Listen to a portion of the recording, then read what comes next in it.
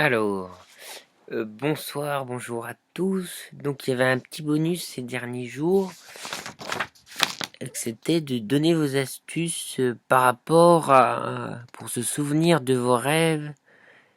Voilà. Alors bon, bah alors déjà moi la première chose que je me suis dit, j'ai remercié parce que j'ai plutôt beaucoup en mémoire, j'ai beaucoup de chance, sans que je le veuille, je me souviens de mes rêves. Mais par contre, le jour où il y avait cet exercice-là, rêve souvent, bah le lendemain, je m'en suis pas souvenu. Donc en fait, pour dire pour moi qu'en fait, ça, ouais, ça vient comme ça, quand ça vient. Et du coup, par contre, là, hier soir, j'ai testé la technique de Lilou de demander de se souvenir de son rêve. Et le matin, ce matin d'ailleurs, j'ai fait un rêve méga puissant, enfin méga puissant entre guillemets, enfin assez fort, et je m'en suis souvenu plus tôt. Et du coup, la technique, c'est quand même, j'ai décidé d'écrire, et je me souvenais plus tout à fait de la deuxième partie, mais en fait, c'est revenu d'écrire et tout ça, et d'en parler. Il y a aussi des éléments qui reviennent à l'esprit. Je me souviens plus jeune. Dans la journée, s'il y avait des événements qui faisaient tilt et paf, je me souvenais de mon rêve, d'une partie de mon rêve. Je trouvais ça intéressant. Alors sinon, moi, je voulais partager en astuce. Moi, j'ai vraiment observé déjà que les rêves se développent beaucoup à partir du moment qu'il y a un travail intérieur qui est fait, de pratiquer la méditation, voilà. D'ailleurs, on médite à chaque fois là avant les phases. Voilà, donc je pense que voilà, dès qu'on a une démarche intérieure, c'est pas forcé, mais quand même que ça amplifie les capacités, enfin des choses bougent et du coup ça travaille dans l'inconscient et puis ça se lâche la nuit quoi. Se détendre aussi, une bonne qualité de sommeil. Moi j'essaie vraiment de couper l'ordinateur à 21 h et je fais plus de trucs avec les machines, les écrans, tout ça. Plus à s'intérioriser, les bouquins ou voilà. Ça, je pense que c'est sympa. Voilà, ce qui peut aider au rêve. Voilà.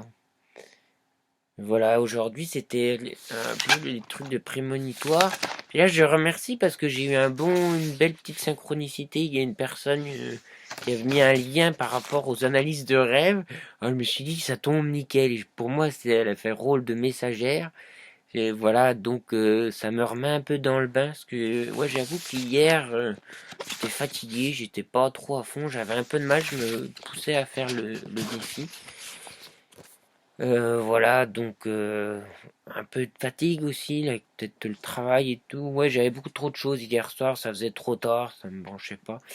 Mais ouais, voilà, donc là, je vais voir. Du coup, j'ai marqué mon rêve et je l'ai envoyé il y a un lien. Ah bah, si ça vous intéresse, quelqu'un qui analyse ses rêves et tout. Et 2 minutes, je vais aller chercher aussi. Et moi, j'ai des bouquins pour les rêves, les comprendre.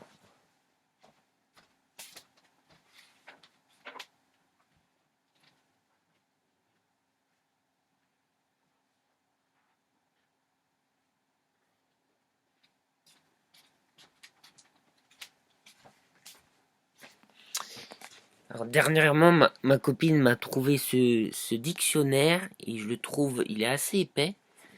Et je le trouve super bien parce que souvent un élément clé, je sais pas, je vais avoir un objet ou un lieu, un truc qui parle et dedans il y a vraiment la signification.